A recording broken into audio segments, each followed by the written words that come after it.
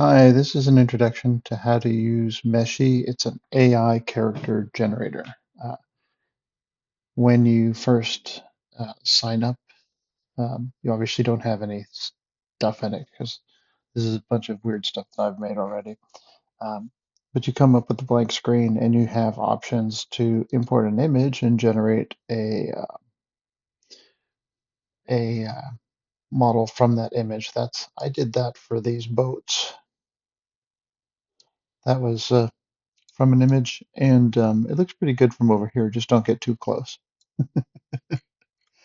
Uh, it's the bad part about Meshy is it does a really good job. It tries very hard, but you get some of this stuff, which is probably uh, what's keeping it from being used, but as professionally. But as the technology gets better, it will get better. So, and if you look at it from here, say you're making a game where a ship is following you in the distance. This isn't bad. That would totally work. Uh, it does a little better with props. Here's some glasses. Here's some statuary.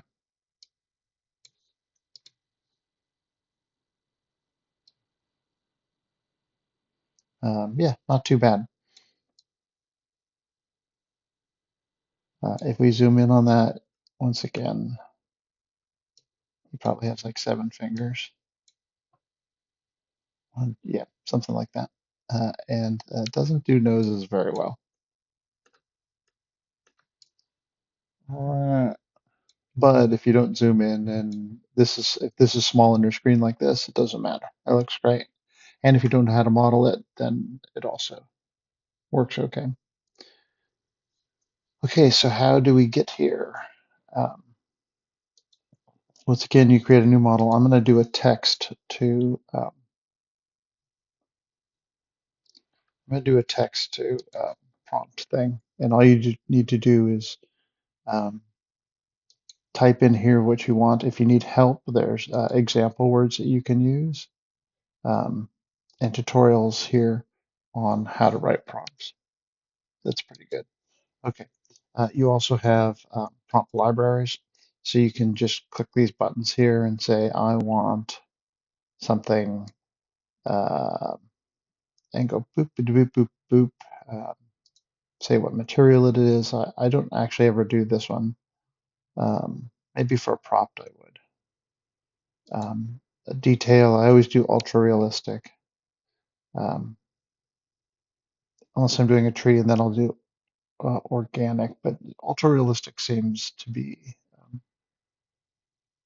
the sweet point for generating decent models. And then character, I always do a T pose and A pose and symmetrical body. And then I also have a few other things that I add in. So I've generated one already. So I'm going to put in the prompt that I used to generate it. And I'll go through that with you. Get rid of this. Here's what I put in. Panther woman in armor, stylized fantasy, ultra realistic organic T pose, symmetrical body, and then 5 fingers. Uh, the the 5 finger thing is pretty important because everybody comes out with mittens, like painted hands, if you don't add that. Let me find a character that I did with painted hands.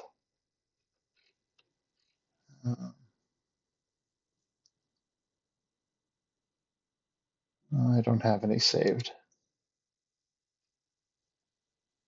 This guy, maybe?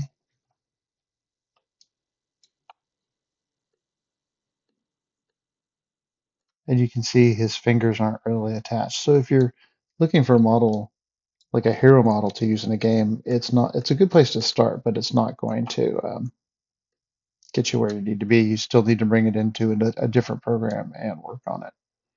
Um, and you can see his is okay. Some of the stuff is a little weird. Like that eyeball needs to be fixed. that eyeball needs to be fixed. Apparently, he has a bald spot that needs to be fixed. And here's the texture map. Um, where's the texture map? Here's the texture map. So it's not super easy to fix the texture map, but it's not impossible. You can see, if you look here, it's hard to see, but there's that bald spot on his head, and you just need to take your UVs and then move them into this part of the hair so that it covers that bald spot. Stuff like that. And then find out where the eyes are and slightly move them up a little bit in UVs. It does automatic UV unwrapping, um, which means that it automatically cuts it apart and puts the picture on. So that's why you get a weird thing like this. It's because the computer doesn't care where it's putting UVs. It just separates them and then attaches a color to it. So you get a strange printout like this. But you get the hang of editing it after a while. All right, back to our Panther woman. Um, so new model. There's my prompt. And then if I hit generate, right? By the way, you'll get like 250 credits when you start off for free. That's pretty good. That's enough to generate a couple characters. Everything is about 10 credits to generate um, meshes and things like that. So if I hit generate, you can see over here, it starts working on it. And I'm not going to waste time. I've already done it. It's like a cooking show. So hold on. And here you can see it's generated some of these things. That's a pretty good one. That's a horrible one. That's not going to work for us. And this one I like, but the cape isn't going to work for us. So when you do find the one you like, uh, let's say this one, you can then come over here and add material to it, a texture. Click in here and then go texture. And if you don't like it, sorry, you can remesh it. So like this one, you get a free retry on that. So you can hit the button and it'll regenerate that one. But you should um, save the ones you're using if you like them.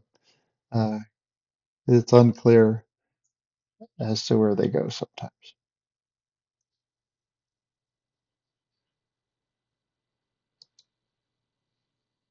All right, yeah, because see now it's generated whole new ones. Why that one has two tails is beyond me, but that's okay. All right, so we'll still go with this one. And let's hit confirm. Yeah, and then it'll start working on the textures.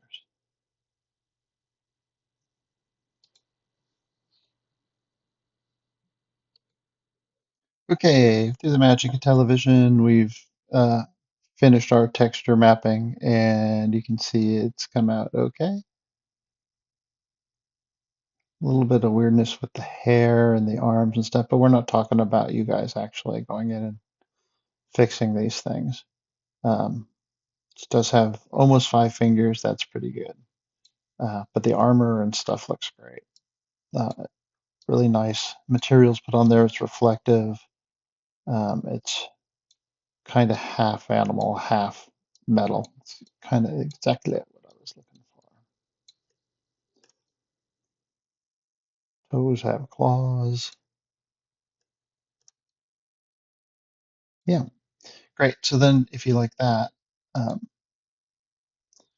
you can choose an art style or a PBR material. Um, if sometimes if you're going a PBR material, right now it has um, a normal material on it, just what they call a common material. But a PBR is a material separated into multiple parts that is used in video game engines um, and it'll export in either three or five textures, depending if you're doing Unreal, you need five textures.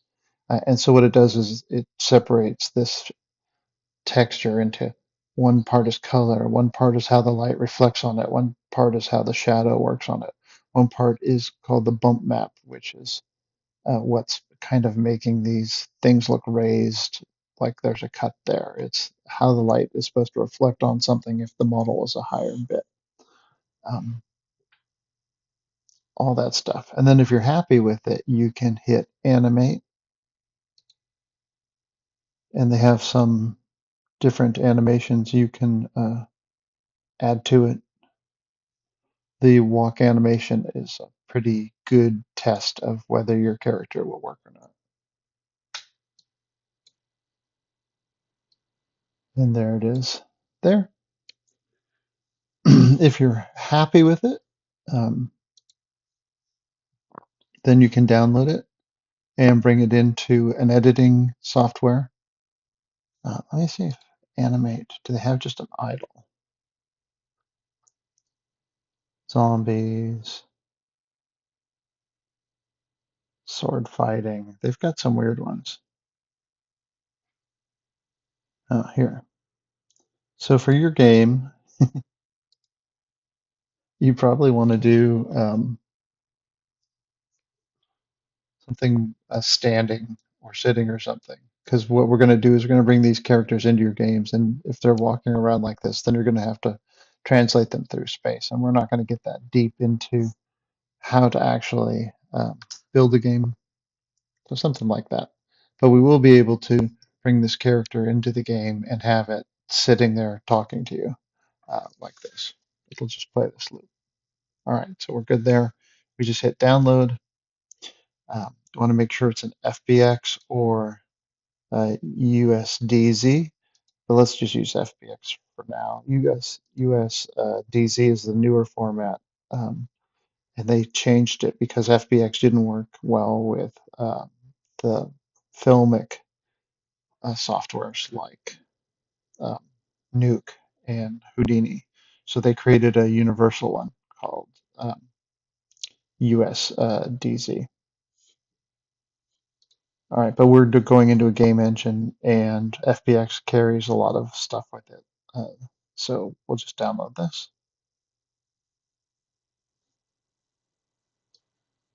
and then I'll just drag that to my desktop,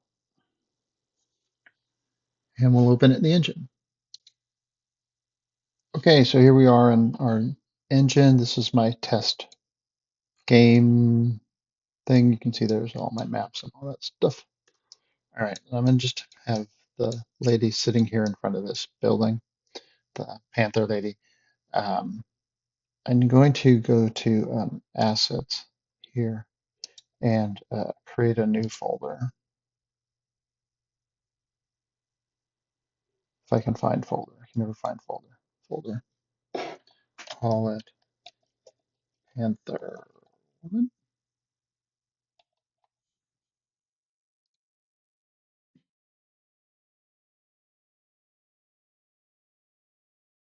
You know what? I'm going to put this in starter assets. So go ahead and create it because right now it's way out in the open.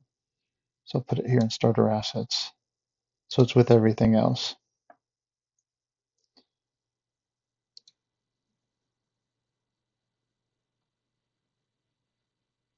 Okay. Open that up. And now I'm just going to, can't see it, but I'm clicking on that folder I had on my desktop. I'm just dragging it in. You can see it chews on it a little bit.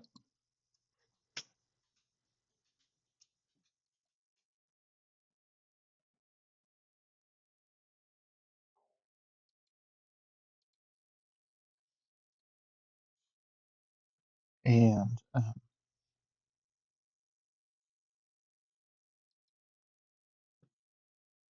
I can just drag my character in, put her in front of the building, I check my animation. This is the animation, this triangle thing here.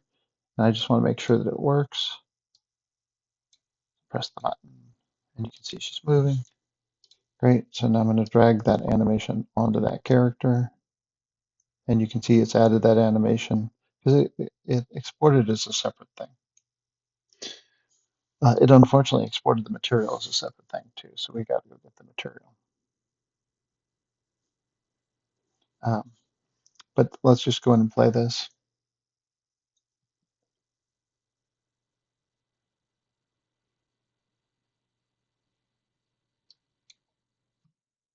And you can see she's animating over there.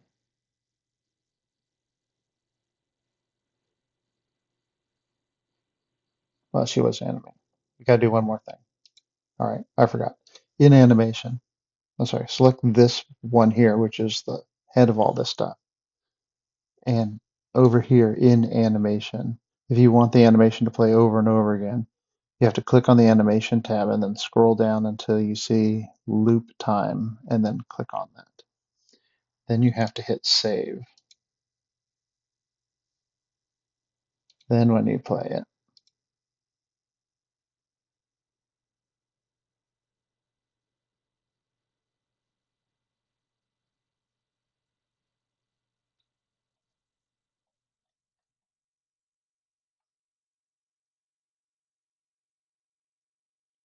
she'll just play that over and over again. Great. Okay, one last thing. My bad. Is I didn't download the material. So I go up here to go over her here to her and get her texture. It should have downloaded it. Let's try again and see what the problem is. So I'm just going to download the character. Yeah, FBX.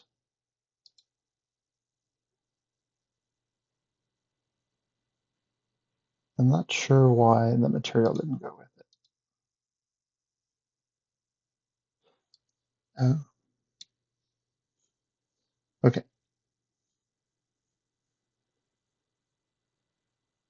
Close that down.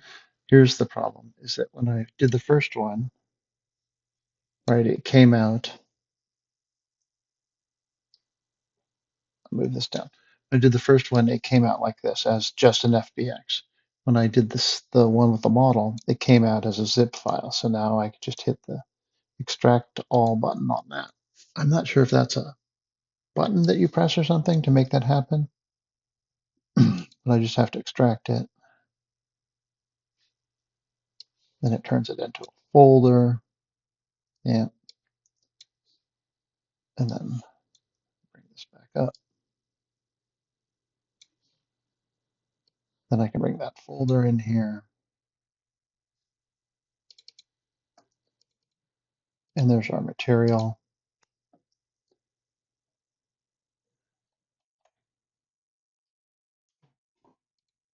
Back here. Paste that material in here. Select those. Ugh, so much stuff to do. Can I just drag it onto her? Would that make you happy? No, it's not going to let me. Okay, such a pain in the neck. So what I ended up doing is right-clicking in here, going create a material.